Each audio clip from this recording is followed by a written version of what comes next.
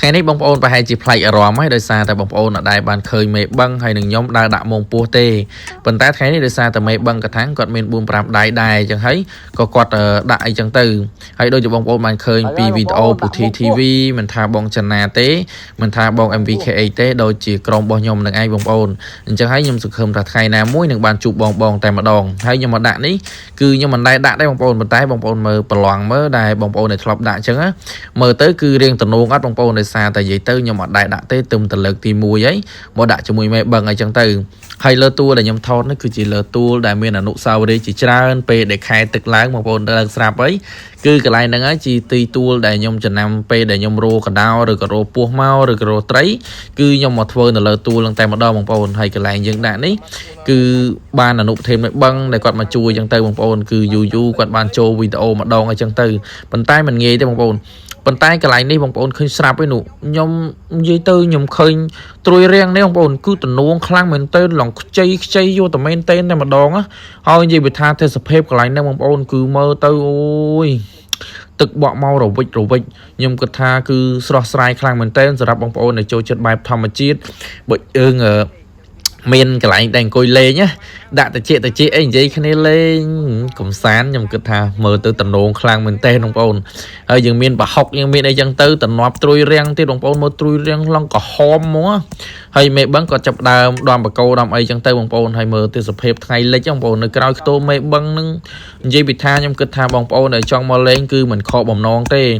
ខ្ញុំជឿថាមិនថាប៉ុន្តែអ្វីដែលសំខាន់គឺបងប្អូនមានខ្យល់មានក្តាមអីចឹងទៅខែនេះឲ្យតែបងប្អូនមកមុន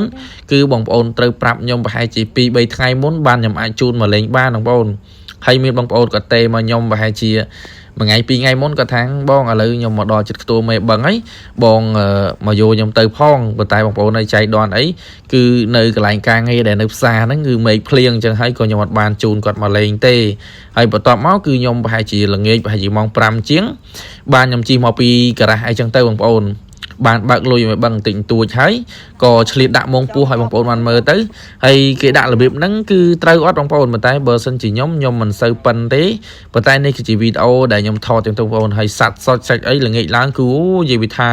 ហើពេញទៅនឹងឯងបងប្អូនហើយទេសភាពនៅចិត្តខ្ទមមេបឹងខ្ញុំគិតថា